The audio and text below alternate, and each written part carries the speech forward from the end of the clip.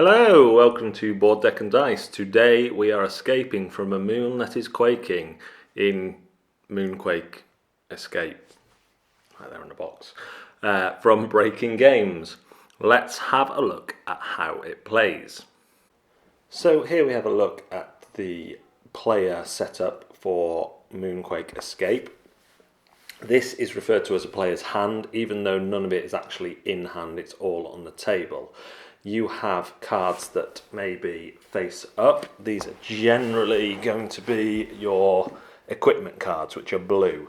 They can be in an unready state, or they can be in a ready state, or energy shields can be placed over one of your face down cards.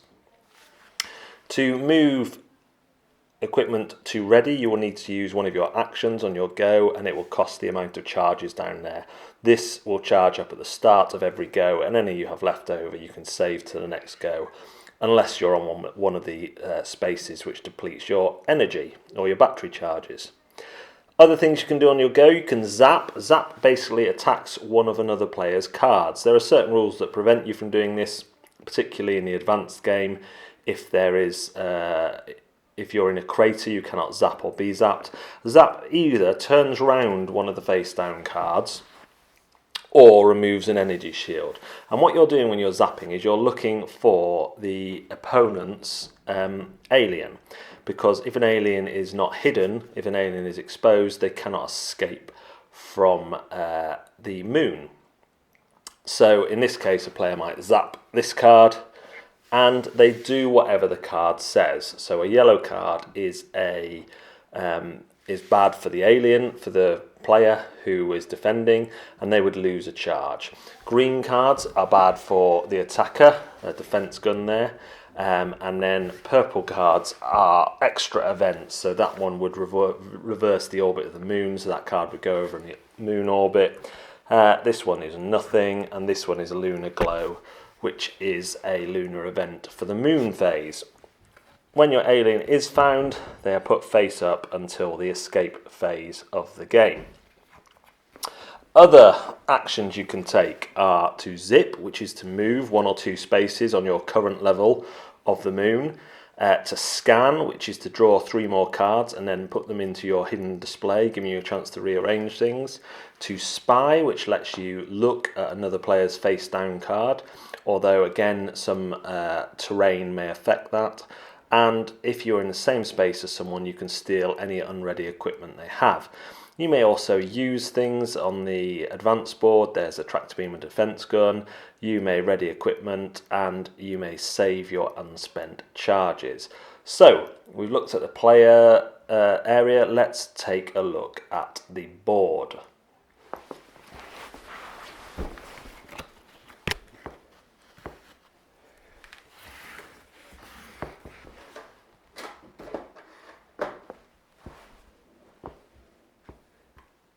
That's why you have an extra one, because you've done the racket.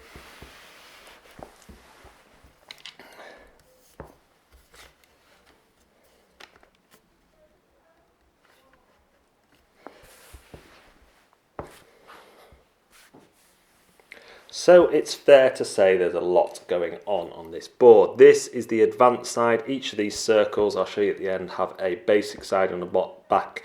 But basically the basic side, too many basics in that sentence, just has planes and craters on. Over here we have the guard tower, where the guard player is going to start. The guard is going to start as an AI controlled player. Here we have the starting points for all the aliens. We have the moon spinner, which acts as your dice. It has numbers on the side that you can't see. Another player here, a rocket up here, and the Moonquake dice. The first thing that happens, apart from on the first go, which is slightly different, is the moon will change to the next player, and that will go in moon order. This can flip, so it's going counterclockwise or clockwise. So you may very well miss out on being the moon player. Remember, if you have any purple cards over here, then that will change the direction, and there are some purple cards which are lunar events which will take place then. Then the player will spin, which will indicate how many charges everyone gets, and then they will roll the dice for each level of the moon and move it in the direction that the dice says. So the top one will move 2. That is actually quite tricky to do. Some of them rotate freely, but you've got to try and line up. And you see, if you lined up with the top here, it doesn't quite line up with everything else on the bottom, because when you move up, you have to move into one of the adjacent ones. So that can be a bit tricky to sort out, but with some house ruling and that, and various people holding various bits of the board, it is manageable. Then you move to the escape phase. If you are hidden in the escape phase, so if your alien card is still face down and not being exposed, you move up to one of the 2 adjacent spaces. So here, this character can move into the crater or into the plains. If you are still exposed, you take 3 extra cards, or 4 if you're on the launch pad, and you then re-hide yourself among those cards. In the advanced game, you can use your blue equipment cards as hidden cards. You can turn them face down and put them in front of you, but if another player draws them, they get them as a ready card. In the basic game, you have to place them in the unready area and use all the other cards to help hide yourself. After the escape phase, players will, which is the only phase players can move up. There are some actions which move you down, but there you go. Everyone takes action phases in moon direction, so from starting with the moon player and then going round. So you'll be zipping around, zapping people, spying on them, taking extra cards, and so on and so forth. After this, the guard moves, and there's various different rules for the guard. You can play a basic mode where he just moves up 1 and zaps everyone on his level, apart from people in craters, or you can play one where the player who's in charge of the moon chooses where he goes, then rolls the dice and he moves around there and he zaps only the people whose space he's visited. When the guard zaps people, he does not take any negative effects from the green cards or anything like that. You just simply discard the zapped cards. The objective of the game is to get to the launch pad with 1 charge left to launch the rocket, and that will happen at the end of the guard phase. If there's 2 people there with those criteria met, the person with the most cards hidden in front of them or face down in front of them will break the tie. On this side of the board, we have various elements which affect you. The Iron Storm stops you spying but stops you being spied on. The lava destroys unready equipment. I can't remember them all, but there's various different things for them. Defense gun and tractor beam can mess with other people. Each side has a more basic side. As I say, it's just craters and moons. The other thing each space has is a free action. So the space you start on has a free action that you can take on your go. You take the one you start on rather than the one you move to. So you might want to think about where you end up as you get one of the actions free each turn. That is a basic run through how to play Moonquake Escape. So Moonquake Escape, if you hadn't picked it up, is utter madness. And how good the game is for you is going to depend on how much you like utter madness in your games. The basic side is great for kids, families, as there's not too much to remember. The other side, you're just going to have the rules out with what all the terrains do. I mean, often there's no good choices for which to move into when you're moving up. But you can zip around and get yourself into a crater, which is sometimes opportune. There is a lot of randomness in the game, from your card draws, it's dictated what you have to... Basically, they all have to go face down in front of you, apart from blue ones. So the order of that is up to you, and you can be sneaky and put shields over cards that aren't aliens in the hope that people get drawn to those. But if you don't get many shields, you can't even do that. So it is not a bit random, a lot random. The moon levels are going to move every turn. You might not even get a turn as the person spinning the moon, which basically means you don't go first, which can sometimes be an advantage. A lot of the time can be an advantage, especially at higher player counts, because you're the last person who can mess everyone around. But you don't get to control the guard, so the first player might come and stomp on you if you're close enough to the guard. There's lots of ways you can make it slightly more advanced. There's the actual terrain itself. Then there's 3 or 4 more rules about aiming, and it's basically, if you're in a crater, you can't shoot anyone, and no one can shoot you unless they're in that crater with you. And the guard movement can be more complex, and whether you can hide equipment or not, they're all your choices. So you can really cater it to yourself. The kind of 3D nature of the board and the spinning levels of the board, really good idea in theory. In principle, it was an absolute nightmare trying to rotate that board. And with more players, it's just... it's real shame, because that is literally the worst thing about the game is the rotating board. It gets stuck. It doesn't seem to line up properly with the poles. We tried flipping around the top piece to turn it around on the hex, but it didn't seem to help. It was always just out. Now you can make do with that. You can line them. The best thing to do is line it up from the top once you've got out of the starting blocks. But it's just that whole phase we came to dread, because we knew we were going to have to fight against each other to turn one way and then turn the other way, and it's pulling the other one back, and you're trying to keep track of it all. Yeah, it's just a shame that doesn't work better. Maybe it's a Duff one in this copy, but I've only played this copy, so yeah, that's all I can comment on, really. The production otherwise is great. I'm still not sure. The board flaps out from the corners so that the middle is perfectly flat for slotting in the molten core. I'm still not sure about that, but once you've got everything, I thought it was going to kind of spring up like a oil platform or something, 4 legs. But actually, once you've got the spinner on it, it was fine.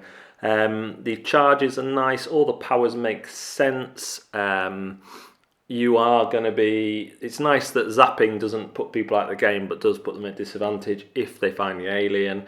And you, like I say, you can set traps to some degree, but you don't know what other people are going to do. They might think, that is a trap, and then find your alien with their first hit. Did find in a couple of games that the players who got most cards out in front of them kept doing the draws. That was really helpful, because just the odds are you're not going to find the alien. But yeah, this isn't a game that you can plan to win. It's a game of being horrible to each other, but everyone's doing it, and the game's so random and chaotic that you don't care.